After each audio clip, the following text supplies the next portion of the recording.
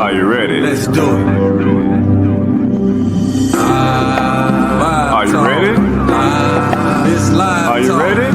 Are you ready? Yes, sir. Are you ready? All right, greetings and welcome to Live Talk. I am your host, Arthur Mike, alongside my two co-hosts, Minister Samuel. Hey, good afternoon and welcome back to Live Talk. And the spiritual ambassador, Ezekiel. Peace. Good afternoon. All right, before we go to anything, let's go to our general statement and disclaimer. General statement. Live Talk is proudly powered by TBS Goodwill, Builders of the Highway Foundation, and Men of Purpose. Together, we're bringing about awareness to the everyday challenges facing individuals, communities, and our nation. We tell our stories, listen to yours, and always respect different perspectives. Want to share your voice? Email us at livetalkorl@gmail.com to be a guest, or if you would like to contribute to our mission, purpose, go to livetalkorl.com to give a donation. Disclaimer. Information provided during this event and others to come does not constitute the official opinion of Live Talk or its affiliate entities. It is strongly recommended that viewers seek independent expert advice regarding any topics discussed, as legal requirements differ significantly across jurisdictions and are subject to frequent changes. If you have questions or concerns, you can always email us at livetalkorl@gmail.com, or you can DM us on Facebook and or Instagram at Live Talk Orlando. All right, my brothers, we had to get that out of the way. How are my brothers doing today, Minister? Doing great here on a Sunday morning as we transition Live Talk for this season. So we definitely thank everybody for joining us. Yes, sir, absolutely. Ezekiel, Ambassador. I'm doing marvelous. All is well and all is moving forward. All right.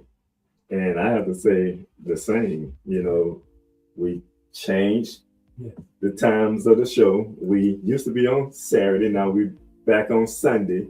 Nothing changes. It's just a different day. We still get the same good news.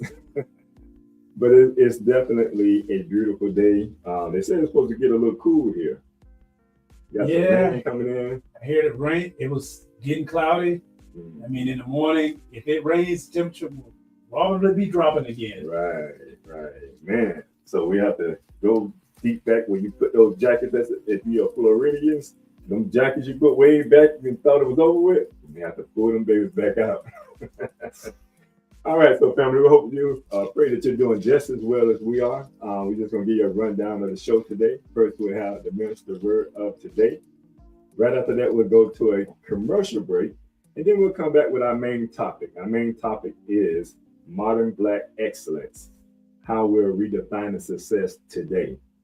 And after that, we'll go to another commercial break, and we'll come back with some community news. We'll find out what's on our brother Ezekiel's mind. And then we'll get ready to close out with either a motivational quote or reading from the host. So with no further ado, Minister, what is the word of today?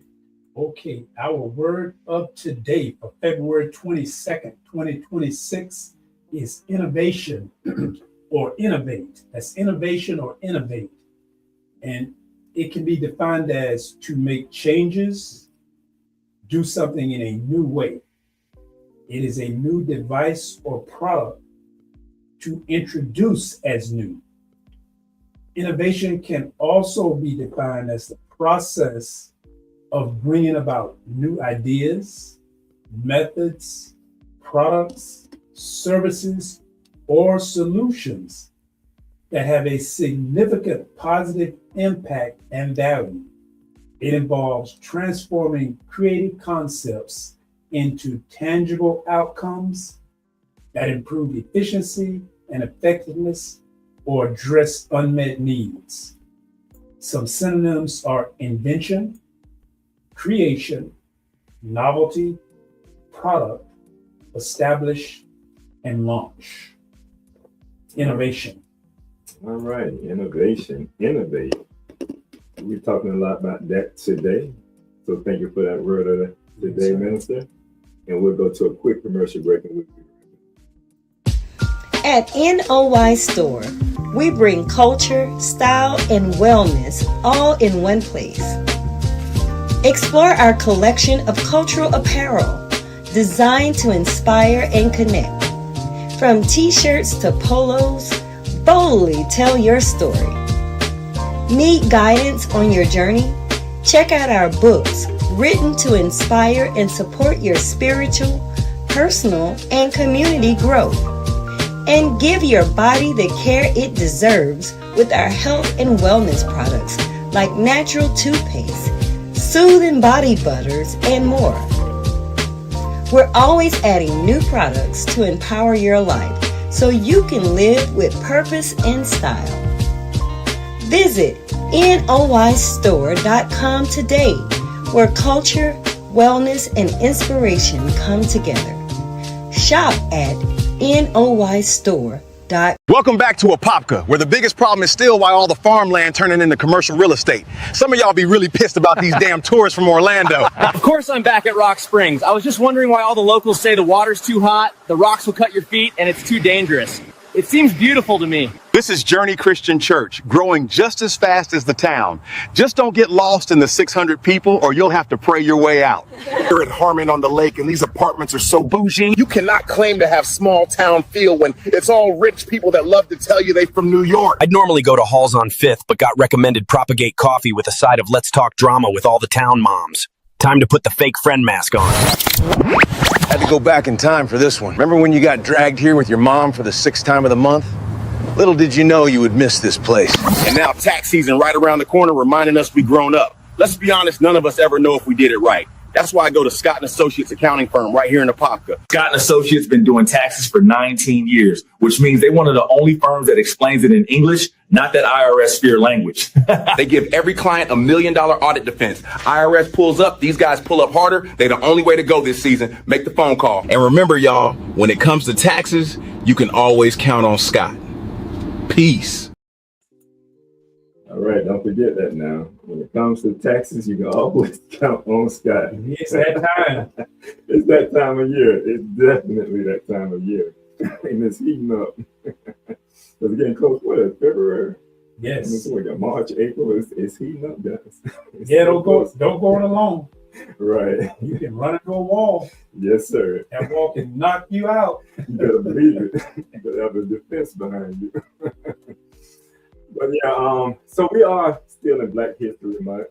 Our last show, we went deep into, just some innovators, and we want to just expand on that.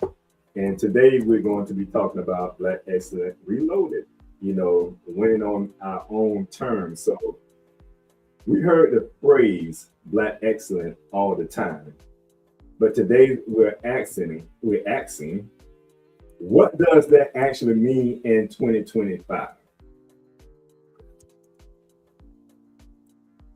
Are we on? Oh. Yep. Oh, what happened? Oh. I'm putting up the video up there. Oh, okay. I didn't mean to put it. Yeah, I think that's just backstage. Oh, okay. It's still on you. Okay. I'm sorry. I'm confused by looking at this. Keep me on this screen here so I know what I'm talking to somebody. No, but we heard that phrase Black Excellence all the time. But today we're asking, what does that actually mean in 2025? Is it grinding nonstop? Is it luxury? Is it ownership? Or is it something deeper? Because maybe excellent isn't about proving ourselves anymore. Maybe it's about defining success on our own terms. Now, we put in the chat today for our listening audience and watching audience some questions. Those same questions, we want you to engage with those questions And we want to come back and be able to share what you shared with us with the listening audience. So just make sure as we go throughout this program that you're tuned into those questions. And then you also just tuned into what we're going to be discussing today. All right. So we're going to get right into it, because when you hear about Black excellence, what comes to mind? That's the question. What comes to mind? And has that definition changed for you over the time? Now I'm gonna bring this back to our studio and to the ambassador that's on. When we think about Black excellence, what comes to mind, and how has that definition changed for you over the time? You know, we always had an idea of what Black excellence looked like, but when we think about, you know, entertainers, etc., a lot of times, depending on either how you was raised or what type of institutions you was affiliated with, kind of give you an idea of what that may look like. And we all have ideas of what that looks like. So what that looks like to you, brothers, and has that definition changed for you over time? Most definitely. Black excellence at one time in my life was having a celebrity type lifestyle. But as I grew older, I understood and looked at the word excellence itself. And the root word was excel. So for me to be able to excel in every aspect of my life, you know, financially, educationally, spiritually, domestically, physically, then I had to define what that is for me, because that's not the same thing for everybody else. So my level of excellence or my level of success will have to be a pattern after the goals that I set for myself.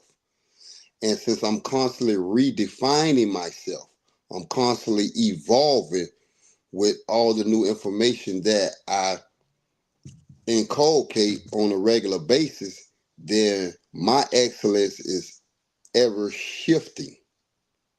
So where I'm at today is not where I'm going to be 3, 6, or a year from now. And it just, as I said, it's predicated on what I want for my life. It's not about outside forces. I don't judge myself based on athletes, entertainers, lawyers, doctors, or anybody else that excels at their particular field. I look at the talents that I was given and I ask myself, am I cultivating those to the highest degree? And if I am, and I can see the growth in those areas, then I know I'm being excellent. I'm being supreme in my being by being able to daily grow in every aspect of my life. So that's how I judge Black excellence today. Okay. Ministers. Yeah, and I would actually agree with a lot of that, because just, you know, personally, when you think of Black excellence, I mean, I can go back from a very young age, and like for some person that always like will come to my mind when I'm from a very young is like Lena Horne. Was you exude excellence because of the way she looked, the way she performed, the way she was able to like break through barriers with her voice. And so you saw that, and yet she was an entertainer. And even people like Sidney 48, but then when you move the needle forward, you can think about excellence like from an era of, like, you know, Michael Jordan was truly, you know, excelling. You know, he was the epitome. You know, even though you had people like Magic Johnson. I grew up in the era with Dr. J, who was phenomenal. But it's like, and then Michael just excelled and took even that to another level. And so it's and then like even in this modern age, you look at someone like a Oprah Winfrey. She just took what started as one part and just exploded it. But as a personal growth and looking at it, it's why I agree with my brother, is because I think that excellence has to be defined for each one of us as an individual, and we need to be mindful not to allow someone's outside of ourselves to define what excellence is for us, specifically as a people and as an individual. Like we can't say this is what society says is excellence, and then that's what we shoot for, because you may not be in that box. And that box that society may drum up is not the only form of excellence. So I think it definitely has to be a personal definition. And then that's where you actually can achieve the excellence when it means something particular and special to you as an individual or the group that you may be working from. And then for all of us as a whole. And I think, I guess as a community, being in poverty, you can look at television, like we're saying, entertainers and athletes as being, black excellence. But even from that standpoint, we don't really know what they go through. We don't know how much money. We don't know their success story. Really, is it successful? We just know they're on television, and we're inspired to be there. And I used to look at that same thing, like both of you brothers share. But when you start to home in on what true black excellence is, you can think about the faith-based leader in the community, or you think about the business owner, from small business, medium-sized business, and your local politician, those that you can talk to, those that you communicate with, and you see it so you can attain it. Is that part of what we imagine black excellence to be was more of an illusion, because you couldn't grab it, you couldn't touch it, you couldn't hold it, you couldn't communicate with it. But now you're seeing that I can attain this here. And I like that you went to the root word excel, because that's a part of it. You have to, when we talk about excellence, that's what it's about. It's about excelling beyond the standard where you are right now. That's excellence at its best. So I love that.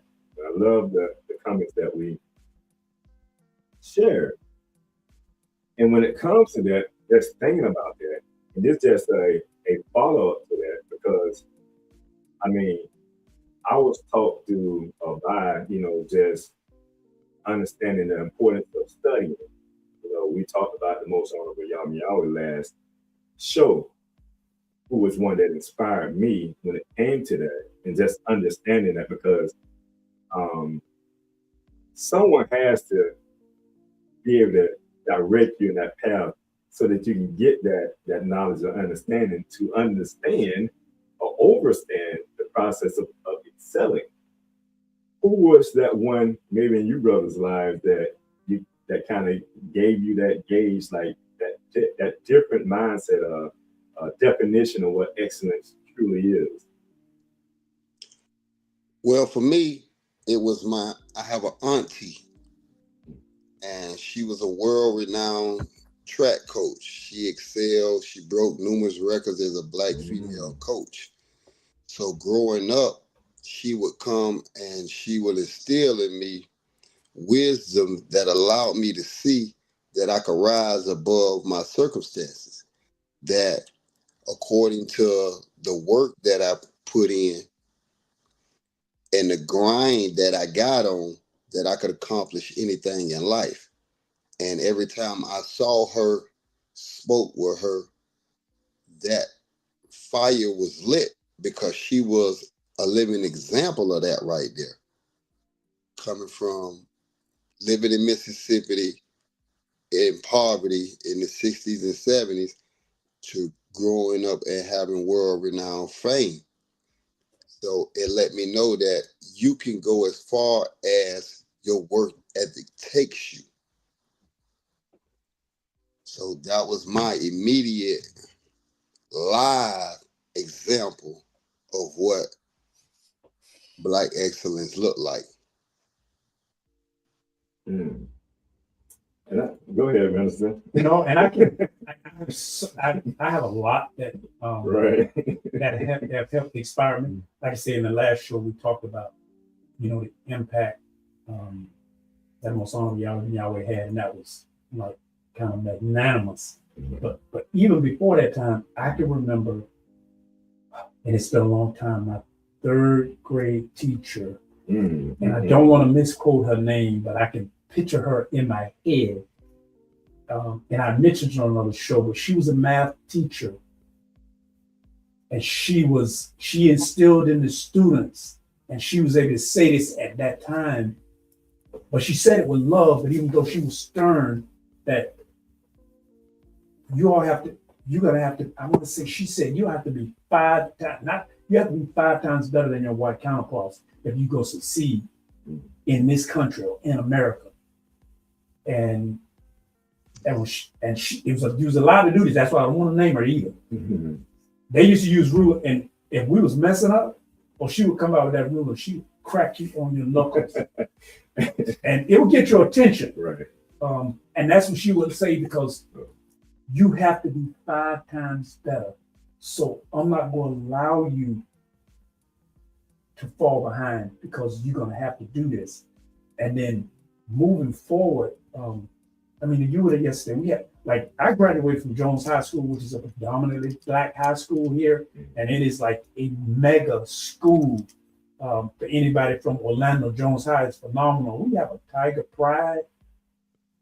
And it's like we have a reunion, but it's all classes from like the 50s all the way up to 2026. Mm-hmm. And there's hundreds, there's thousands. And we come together. I've not seen anything like this. I heard some people say they've seen stuff similar in colleges, but we talk about a high school. But we have very prominent people from our high school, from political leaders there.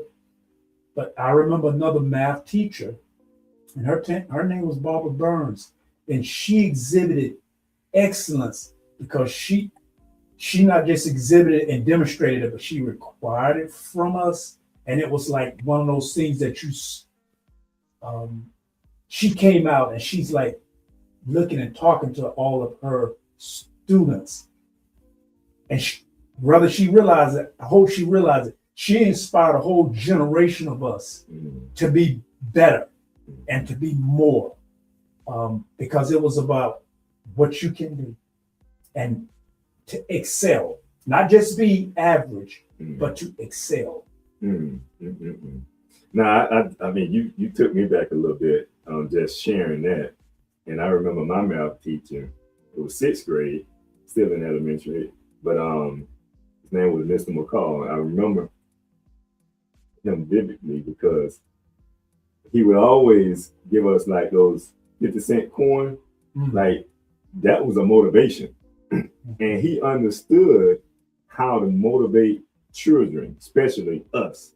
Yeah. And that's why I use that method even to the day, because it was a method that drove me, to that next level in mathematics.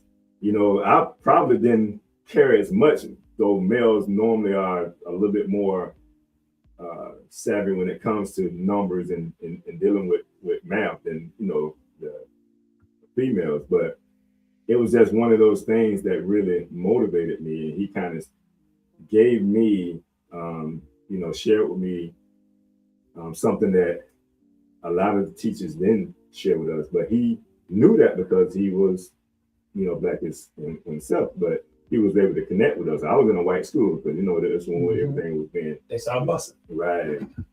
But he really showed us that. But then my uncle, I believe all my uncles, really, because even one of my uncles, he owned his own fish restaurant in Syracuse. You know, he was probably the first entrepreneur I can think of in the family. And my other uncle, who is in the military, he's still around today. He was someone I inspired, you know, to be, because he traveled the whole world. So it's like, who won't inspire to want to travel the whole world? But you know, it's just many people, like you said, many people in our life that showed us a form of excellence that we overlooked. That now we look back and say, like, man, that's Black excellence. Yes. So I just want to share that. And I'm glad your brothers were able to kind of chime in and share some of that as well. But at the end of the day, let's be real. Sometimes Black excellence feels like pressure. And we know, even with those that we're talking about, we know there was a lot of pressure around that and trying to excel and do some of the things that they did. Do we feel like we have to be twice as good? And you spoke about this here. Now the question comes to you: do you feel like we have to be twice as good? I totally agree. And she, not only was she stern, but she was a great math teacher, because she took the time and she taught you how to count, because she understood that foundation. She was at that early, and see this. She was like before busing. After her, I got bust. That's why she was able to say what she said. She was able to say it. After that, they started busting us, and then you had to be more savvy. But yes, it was. Wow, I was literally in her classroom, and it took me back. Ask that question. Ask that question again. Do we feel like we have to be twice as good, considering, you know, the pressure of, you know, excelling as Black excellence? It does. It's not fair, but the reality is always there that, you know, being good is not enough. Yeah. Being good is not enough. You have to be better, because if you're not better, if you're not excellent, you're going to be overlooked to somebody with less qualifications or less ability gets picked. So unfortunately, you do have that drive or that innate that I have to be twice as good. Indeed, yes, sir. Ezekiel. No, I don't agree with that right there. Okay. I agree with what the teacher said. You got to be at least 4 or 5 times better. And the reason being, it goes back to what I always espouse. This system was created by and for the white people. Therefore, everything from the educational system on down was to excel their children. So the Black, the Hispanic communities, they have to work much harder to try to understand a system that wasn't created for or by them. So it's like going to another country and emulating the culture of those people. What comes naturally to them, you're going to have to put in hard work to learn, because you're in virgin territory. So in this day and age, we definitely have to work that much harder, especially since they're erasing large portions of our history. And we know if you don't have a history to draw on of excellence, then you will never aspire to have excellence in your life. You're not going to become that which you have no knowledge of. So, unfortunately, because of the country we have been raised in, the standard for us And the measuring stick is a lot longer if we truly wish to excel. So when they're studying 2 hours a day, I have to be studying a minimum of 4 or 5 hours because the system favors them. If I go in with the exact same credentials that they have, then there's a 90 or better % chance that they're going to get hired before me. And that's just a fact of the situation. We were brought to this shores of North America to be the manual labor or stay in the minimum wage department. And if you look around in society today, the vast majority of minimum wage or low paying jobs are filled with the black and brown people. So yes, in order for us to get up into the corporate America mentality, we have to excel. You know, and when we're talking about it, being 3 and 4 and 5 times better, I just remember a scripture, the Bible, how I believe it the Nezza, when he's talking to Daniel, saying you have to be 10 times better. We use that in our method and how we live our life today, understanding what you brothers just shared. And the question then centers around, if I know this here, then I know if I go and apply for this job, I have to be qualified or overqualified in order to get it. That's why DEI became a issue where many black folks believe that we benefited from it other than others. Because think about it. If I go and apply for this job, and I've done applied for some jobs and didn't get them. And I'm just be straight up. I wasn't qualified for it. But they ain't sit there and say, we got this DEI, affirmative action. We have to hire this person here, although he's not qualified. Believe me, any African American, if you want to call us that, a so-called black person that get a job here in America, make sure I say it right, in America, is qualified or overqualified to get that job. They're not giving us nothing. So when it comes to, do we have to be good? Yes, we have to be the 3 times, 5 times, 10 times better in order to qualify for that job. And although our counterparts may not be qualified, but we understand who runs this system. So if we're not qualified or overqualified, we're not getting that job. So there's no question about if we're in employment anywhere, if we're qualified to do the job. Oh, we're qualified. And most of the time we're overqualified to do whatever employment that we become, interested in. So I love that. And we have to be very conscious and mindful of that, even from our children, our future that's coming up right now. And I know they intertwine with different nationalities and race. Keep in mind, their fathers are in position that can hire them. And they just may not be as qualified as you are, but you're not going to get that position just because they have a connection there. So we have to just be mindful that we have to be 5 to 10 times better than our counterparts in order for us to excel in their system.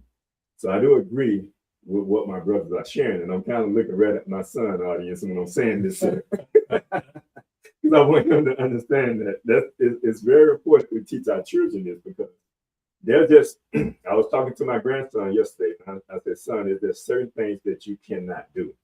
You can't get caught up messing around. And I always go back and I always think about the financial guru, Dave Ramsey. Live today like nobody else, so you can live tomorrow like nobody else. While your friends are hanging around, acting a fool and doing all the other prep, focus. Get yourself together, get your mind right, so that now you can attain the wealth and the excellency that we're talking about. So later on, you're living a good life, and they're trying to catch up. Man, we got to get our life together, your life together. Now you can get them a job or something if you choose to do so. But that's what we have to inspire to teach our children what that looks like, so that now they can refocus themselves to understand, I can't do what he's doing. He's clowning around. I can't do that. I got to stay focused. So Hey, I'm going to give you a reverse analogy of that. Okay. Something that was very much in the spotlight last year. You take a man that has excelled at his field, LeBron James, the basketball player, and he made it known he wanted to play with his child. And when his son was coming out of college, his performance was subpar, even among his teammates. But yet he still got drafted and got placed on the team with his father, even though he didn't excel. So the masses of people were bashing LeBron because his influence allowed somebody with lesser talent to get drafted over people with greater talent. So it's showing you sometimes that you have to have, one, the work ethic, but in LeBron's son case, it was who you know. And I agree. That allowed you to get to a level that many young men that was in college are working hard daily to get to. And they felt that because of who his father was, he got hired at the position that they were more talented and should have got. You know what, though? It's kind of like the changing of the gods. You know, I mean, we can't excuse that, because you brought a very valid point up. And that's true, because there were a lot of young men that was more qualified and should have been drafted. But yet and still, Bronny James got drafted because of his father. But see that, and I'm glad you bring it up. But see that goes back to overall of winning on our own terms and what we're talking about with this Black excellence, because of LeBron's status and because of the amount of money he made. Dope, like LeBron done made a lot of money, but imagine how much he made for those above him. So it's like, because of that, he as an individual was given that pass. But that also highlights what we're saying when it comes to math, science, reading, and jobs. On the other side, that happens all the time. And we are normally the ones not getting a job, and those are because they're average and we're better. So it just highlighted what happened in a reverse. But that's the exception. That's not the rule. Right.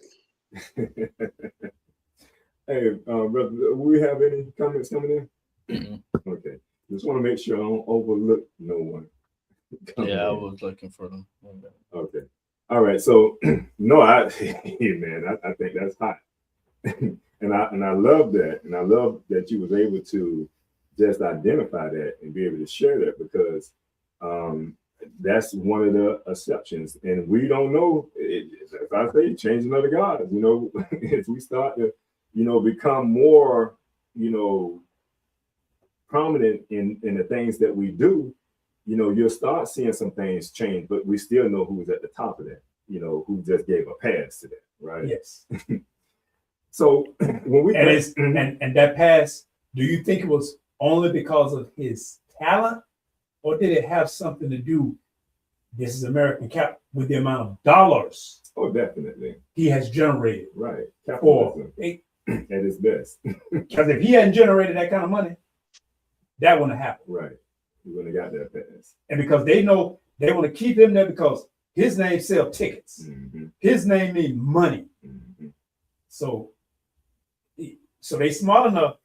They happen to cut off that green. Right. They see green. In that case, they saw more green than they saw black. Right. Oh, now they looking at green. We know that. Because he could go somewhere else. They don't want that to happen. Because somebody, no, we can let somebody else get that money. But they could have, I mean, we ain't going to be late with it. But we know what could have transpired. And just thinking about, you know, and I'm sitting here thinking, because we have to, it's many things that we have to do to try to juggle to reach that status, right? And we call that the hustle culture, right? The hustle culture. So is hustle culture hurting us, considering all the things we have to do to try to put us in a position of excellence? Is that hurting us? And I don't think it's a yes or no question neither. But go ahead, sir. I think the hustle culture has come about because, as we said, the system that's in play in America keeps us in an economic slump. So in order for us to try to excel, we had to come up with different methods. You know, the black community is notorious for throwing fish fries. They're notorious for having, you know, cakes sales, baking sales. They're going to do whatever is necessary to get themselves ahead economically. So that mindset permeates throughout the community because everybody is looking for a way to get ahead. And since we know that for black men, most of us don't graduate. We have one of the highest dropout rates in America. So how does you being a male in America equate monetarily? So if you're dropping out in middle school or in high school, you still need some type of funds to exist.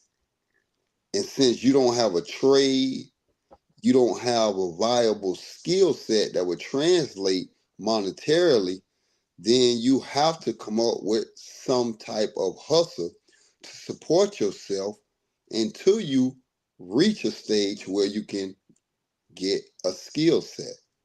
So the hustle concept is just who we are trying to get ahead. And it looks different to each and every individual according to their own talents. But I don't think the hustle concept is ever going to leave our communities as long as we're being economically suppressed. And we know that part of that is, as we were saying, we do not have the teachers. We do not have the mentors. We do not have the community that's stressing to our youth that you have to be 2 or 3 times better at every aspect of life in order for you not to have to hustle, because you will have a skill set that will bring you that same amount of money without the stress and sorrow that comes with hustling. You have a prison system that's full of men and women that had the hustle mindset. Only a few minute of these people were, working jobs that allowed them to excel financially. The mass majority of people that was in prison economically were trying to better their position using what talents that they felt they were given. And most, especially young black males, feel that if they can't be an athlete, they can't be an entertainer, then the next best thing is to be some sort of hustle. And unfortunately, that hustling lifestyle feeds the prison system because we're not as savvy at it as we would like to believe, which is evidence showing that I done been to prison 3, 5, 7, 8 times. And all of that time and accumulating the wealth from that, had I been working during that time right there, I would have a strong economic base and be putting myself in a position to excel because I may be networking with other people that can take my business to the sky. So the hustle culture is one that we've wholeheartedly embraced since coming to the shores of America. And it's a mindset that I believe that we have to apply in the trade business. We need to apply educationally so that we can become, the doctors, the lawyers, the fields that generate that type of wealth without having to look over my shoulder.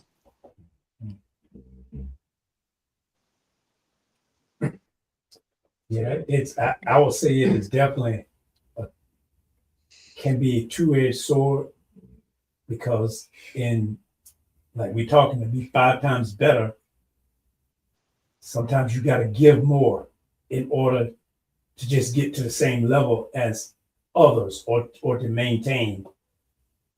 So it becomes like a norm. But when you sacrifice the time and the effort and the energy, that means there's always going to be a deficit that you have to be aware of because there has to be a real balance. You have to be able to set a balance. And it's easy to get into the culture or to get into that hustle mindset, especially if you get to a point to where, okay, money is coming. The business is doing what it needs to do, and I got to keep fueling it. But at some point, you have to look and say, what am I sacrificing? Which is why I say we have to define what that excellence means. Like even me as a business owner, I know there were times when it was normal to be out almost every day, 8, 9 p.m., 10 p.m. And that brings in extra revenue. But then at some point, you have to ask the question is, for those extra 4 or 5 hours, was it not being able to sit down with my family and have dinner, not being able to help with the homework?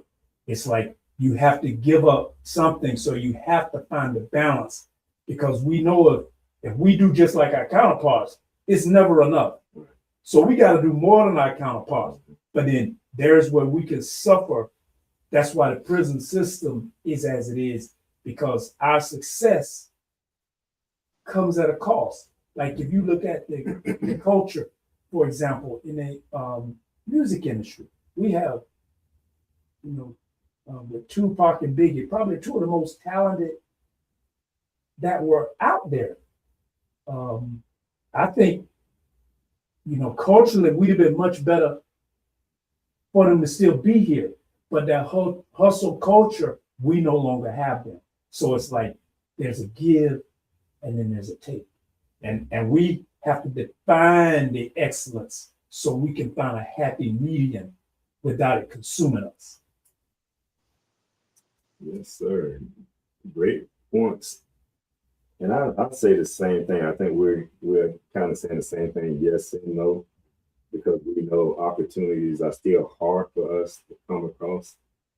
And although all Americans need to have, multiple streams of income in order to survive, what happened with us in our community, instead of us being like our counterparts where we work smarter instead of harder, it's like backwards. We work harder, and still in the same situation. And it hurts us because it leads to, failing health. Because the longer we work and put our time, invest our time in what we're doing, it takes away from family time. It takes away from the ideal of going to a doctor. Yes. Because I can't do all of those things because I'm trying to hustle to make sure I can stay ahead. So definitely it can hurt us because of the lack of opportunities and the knowledge behind that. Because how do I then now create 5 streams of income? What does that even look like? How can I work smarter instead of harder? I don't even know what that looks like. What's that? Too busy hustling. Right. If I'm not out there working and put my hands towards something, then I'm not gonna feel accomplished, or nothing else will fulfill me. And I think we have to get back to understanding that yes, that hustle culture exists, but finding other ways so that it don't destroy us individually or as a family in the community. Because when it destroys us, it destroys our family and it destroys the community, because family equals community, equals the nation as well. So definitely there's a yes and no there. But when it comes to us, we have to learn how to work smarter, not harder. And that's been a challenge in our community. So thinking about that, and I know we're coming up on an hour, just thinking about that, is excellence sometimes tied to trauma? Because oftentimes people excel because of their past experiences, and they want to change from that, and they have to refocus themselves. So do we think excellence sometimes are tied to trauma? Do you know anybody that you may have seen excel based off of trauma? I definitely got one. That way I can throw a plug in since it's Black History. For when we think about, we all hear about electricity, we think about Thomas Edison, creating a light bulb. But see, there was a brother, his name was Louis Latimer. Yes, sir. And he was born, his parents were slaves. They came from slavery. And he was born like in 1865. So, and when he grew up in a time, it's like your parents were bought out of slavery. And this was very hard for a Black man during that time. And we hear about Edison, but so I'm thinking, I know what he had to come from parents during that generation. And he came up in a patent office. He learned how to do patents, but because he excelled, like even with the telephone, he helped put the patent for Bell on the telephone. But we don't hear Louis Latimer, but it was Louis Latimer. When it comes to the light bulb, he, out of the need and necessity, was able to create, because I'm an electrician, I get that, he was able to create the filament to make light bulbs work the way they need to. Because what Edison did, but it was not efficient. They burned out too quickly. He created one that modernized, so now you could use light bulbs in business, industry, and it transformed the way America could do business, because now they could work longer. You didn't have to have candles anymore on street lights and in big. You could actually get light bulbs that work. And he went into that industry with Edison and was one of the only Blacks there. And he was like the one who spearheaded. He went to other countries, other cities, making this thing work. But we don't hear about Louis Latimer. But if it wasn't for what Lewis Latimer did, we would probably not have the lights and be able to have. The reason America was cutting edge is because we had these great, that's what I was talking about, innovation and inventors that took nothing and made it something. But don't get the recognition. Right. See, so like Edison's family, the wealth, it was because of a brother named Lewis Latimer who made all of that happen. His parents came out of slavery. So if your parents came out of slavery, oh, that was some serious trauma. But he didn't let that stop him. He caused that to make him be better. Right. Now I'm glad you brought that to the forefront, because that was something that I didn't know. And now I know. See these lights in here? Yeah. They wouldn't last as long with Edison's idea of what a light bulb was. Without that brother there. It took an innovator. It's like it, and he wasn't supposed to. He was self-taught. All of that from him, because he wasn't allowed to sit in the classes with them. He was self-educated, self-taught. And then once they saw his excellence, it was like, boom. Mm-hmm. I think I have somebody else that joined us. Did she come on? Yes. Did you bring her on? You didn't bring her on stage. Well, Miss Finance Pro. Look at you. What you been doing? Traveling the world?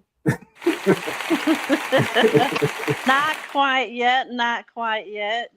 Good afternoon, brothers. Happy Black History or Black African American History. Welcome. Loving the conversation, especially surrounded by Black excellence. So wanted to chime in and shed some light to a local hero, if that's okay with you all. Go ahead. Yes. Okay, perfect. So in honor of Black History Month and Black excellence, I wanted to give a special shout out to our newest senator, LaVon Bracey. She took the role of her mentor, the late Geraldine Thomas. And recently she had a unanimous bill that passed the Florida Senate. And this is Senate Bill 694, which is going to compensate the descendants of the Groveland Four. Oh, wow. Mm. So this is for what many people are calling the final step. And of course, what we know is decade-long journey. So for those that are on the podcast and may not know, this bill hits close to home because it happened in Florida. Happened not quite in Orlando, Florida, but very close because it happened in Ocoee, Florida. And this is, I don't have the exact year, but this is when a 17-year-old young white girl, she accused four young Black men, teenagers at the time. Actually, it was 1949. And this happened in Lake County. She accused them of rape. Ernest Thomas, he was killed by a posse shortly after the accusation. So he didn't even see his day in court. They were the jury and prosecute. They were all in one. So he was killed by a mob. Samuel Shepard and Walter Irvin were both shot by Sheriff Willis McCall. Samuel Shepard succumbed to those injuries. Walter Irvin, he survived. However, passed away in 1969, but he did parole out, so he saw some light. The longest living survivor died in 2012, and his name was Charles Greenlee. So the bill is for $4 million. The descendants of each of these gentlemen will receive $1 million for their estate. But I think it's also to put in context, too, that their names were finally cleared 4 years ago in 2021. That's a good thing. That's good. It's a great thing. Yeah. But just kudos because the late and great Geraldine Thomas, she fought to have their names cleared and for them to be exonerated. So it took nearly 70 years for that to happen, but yet and still it happened. So it takes a special leaders of our communities that continue to just, bring out that good fight to fight for our justice, whether it's current or past. Because if we don't address the past, we know that it often can and will affect our future. That's right. Well, thank you for bringing that to the forefront. We are in Black History Month, and we do want to recognize our local politicians that are doing great things in our community. So thank you for that, Ms. Finance. Absolutely. Thank you for letting me join in on this conversation. And of course, kudos to you brothers as well, with the people that you bring on the show and the things that you do and the efforts that you make to allow these types of conversations to happen. You are definitely doing your part in excelling our cause and our people. Thank you for that. So shout out to you all as well. We appreciate that.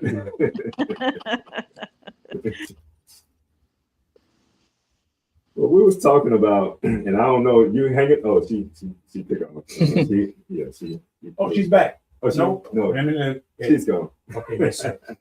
Well, we was talking about, and that's a great. I don't want to just slide past that. I think that's very important, because when we look back at our past, we do need to correct some things.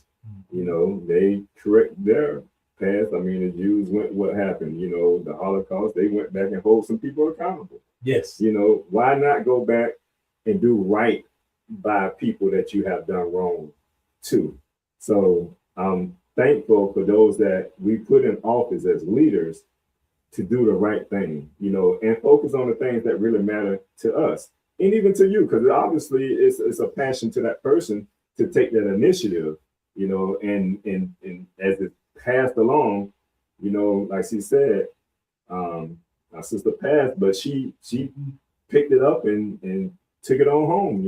I really do. We have to give her kudos for that. Yeah, big applause, especially in this political climate, to put her political career out there and step into doing what's right. And then to get it done. Like I said, kudos and big applause.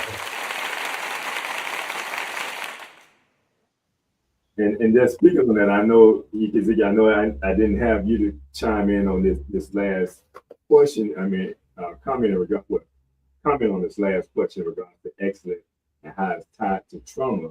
I don't know if you still want to chime in on that. Yeah, just very quickly. I think that everybody in America, you have trauma just based on your skin color.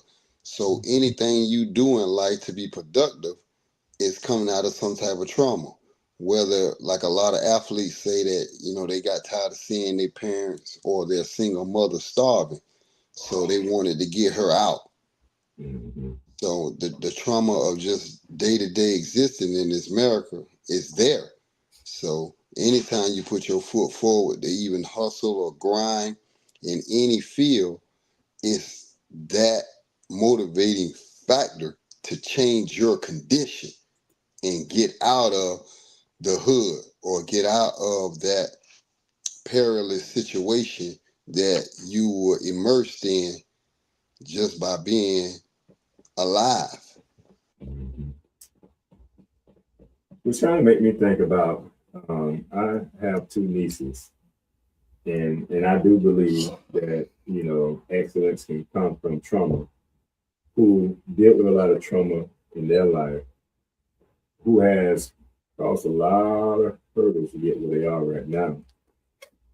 And one of them is doing well for herself, what she used to be in the streets, but now doing wonderful, have a good employment, making good money. And my other niece, man, working on her master's right now. So, but came from some trauma that could cause them to fail in life, but excel beyond that and are living their best life right now. So we can connect with those that are right in our families, those in the communities, our friends, and see how they excel beyond this year, those traumas to get where they are today.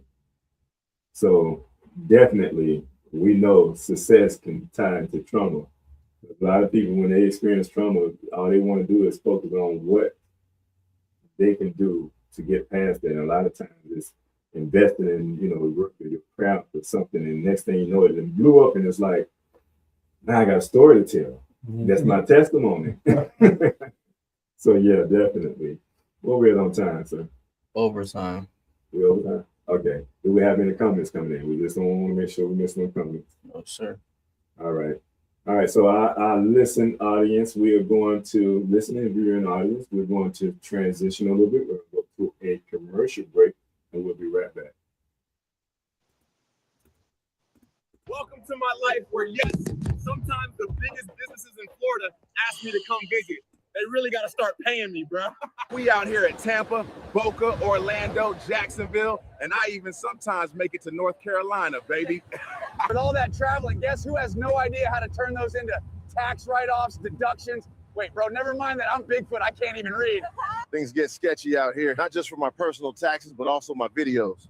But as usual, Bigfoot knows a guy. Scott & Associates, man. Whether you're an entrepreneur, a nonprofit founder, a startup, or an established company, you deserve a partner who understands your goals. And these guys do. They specialize in bookkeeping, payroll, business consulting, IRS representation, and cleanups that give you a fresh start. No judgment, just solution. I'm not sure what you're doing, still scrolling reels. Get ahead of the feds this time. Call Scott. And remember, y'all, when it comes to taxes, you can always count on Scott. Peace. Because Scott & Associates always treats me like family, I refer my family to them. So when preparing for my taxes and I know exactly what to bring in coming in, it makes the process so much easier. Anyone should hire Scott & Associates because they are professional, respectful, and very knowledgeable. And with all of my heart, I can always count on them.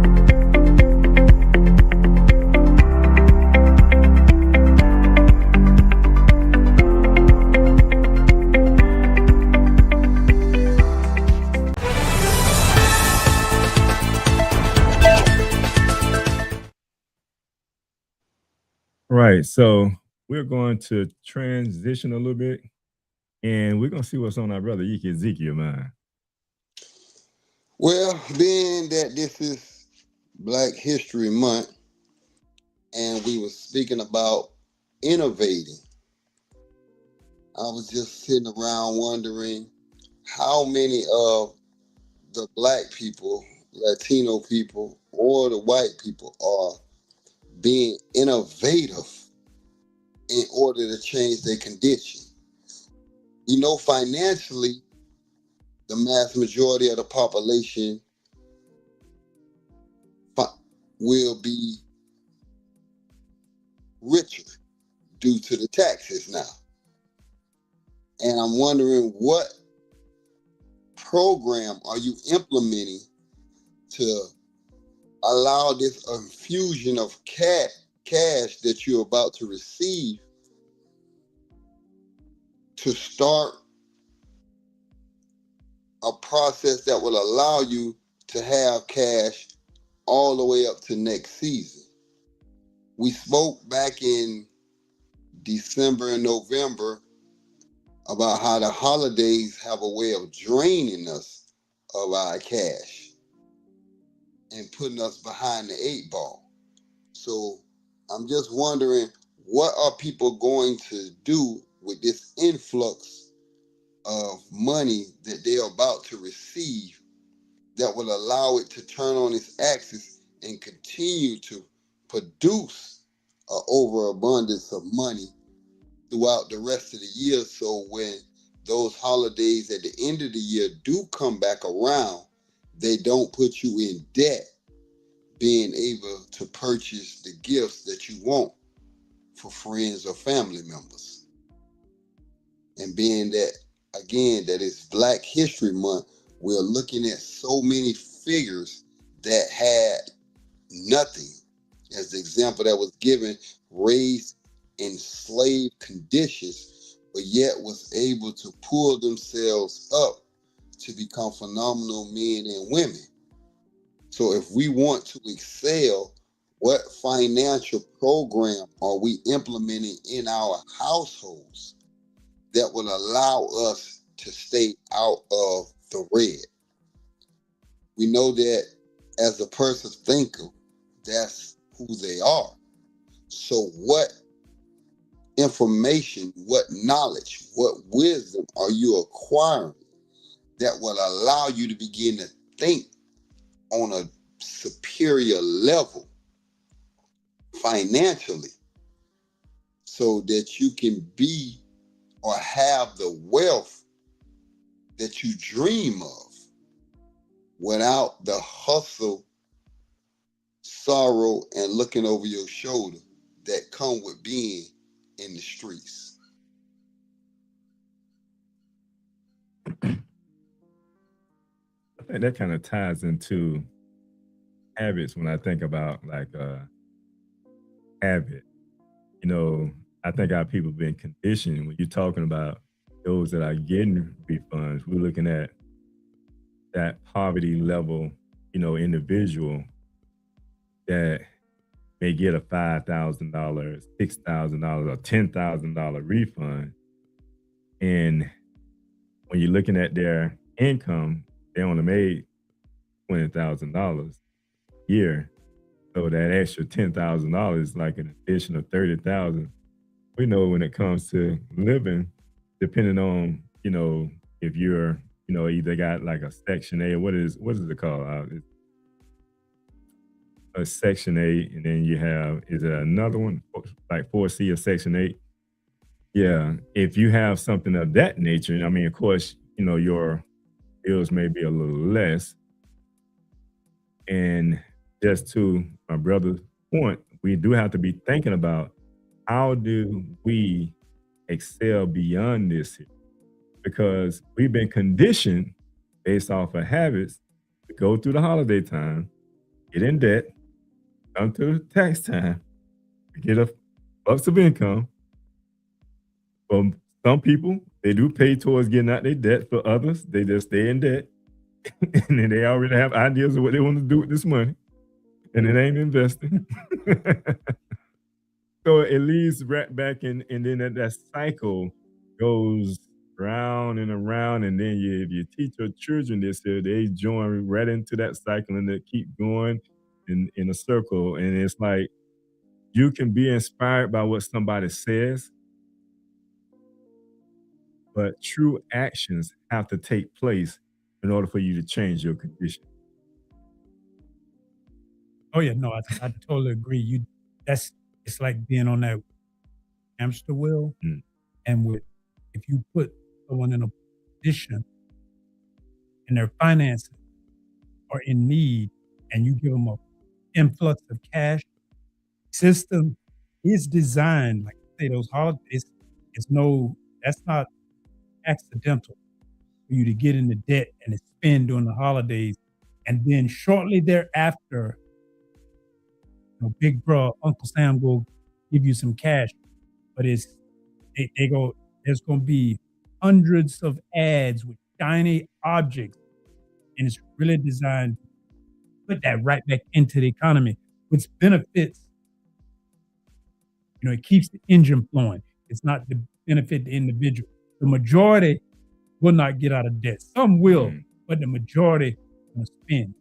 And because it's by design, as capitalism, and you have they talk excellence, you're gonna spend it, and you're gonna turn around and give it back because the education hasn't been there. You invest and hold on to it.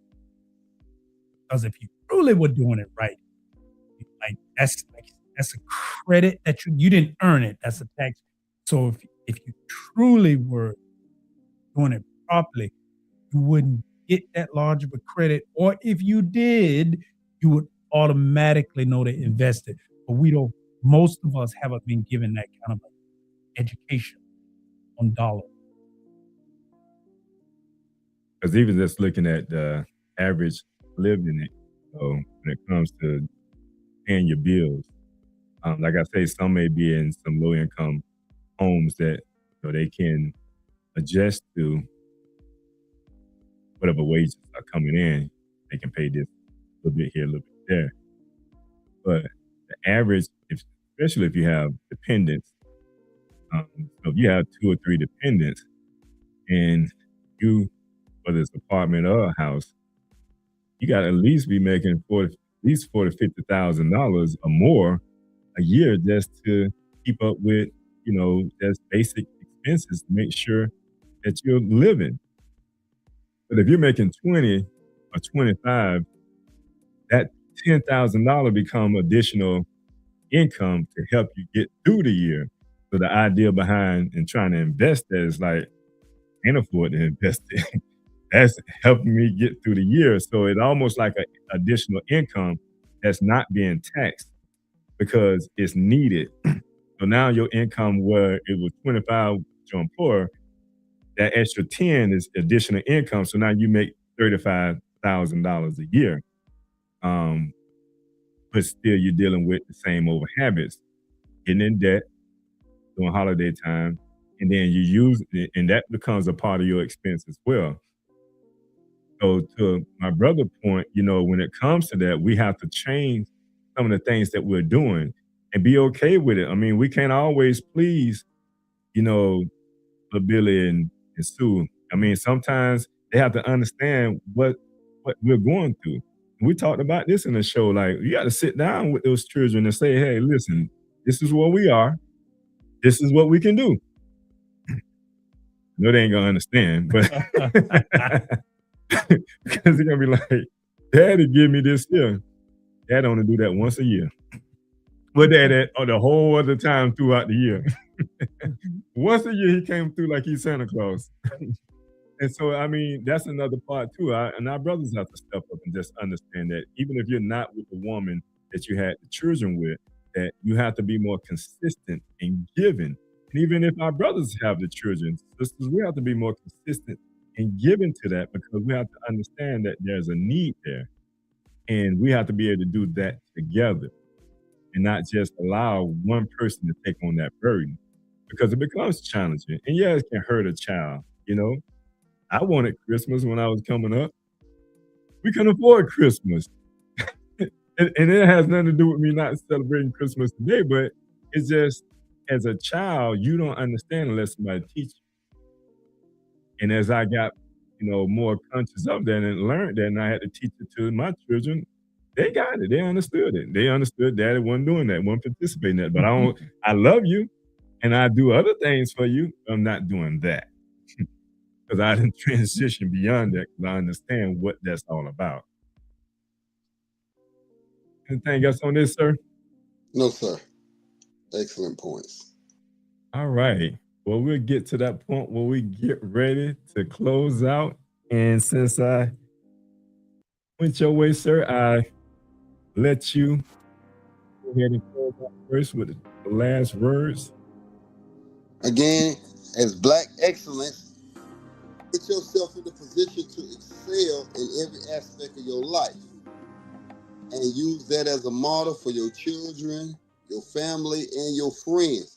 Be that example that they can draw from and want to emulate in their behavior. I would say definitely, as we come into here near the end, the last week of Black History Month, let's be very conscious. Even though we celebrate it 1 month, we have to live it every month. Yes, sir. And I'm gonna leave us with that. We need to live it every month. Don't just let this month be the only time you think about Black excellence or Black history. Let's continue this throughout the year. And I say, from the host, Peace and Prosperity, and from Live Talk, we are out. Thank you for watching Live Talk. You can follow us on Facebook, Instagram, and YouTube at Live Talk Orlando. Please subscribe to our YouTube channel. Hit on the notification button so that you can see more videos like this. You want to join the show? Email us at livetalkorl@gmail.com. You can also follow the host on Facebook and Instagram at Arthur Jeremiah. And visit the website, thenoystore.com, amazon.com to pick up your copy of The Spiritual Significance of a Name.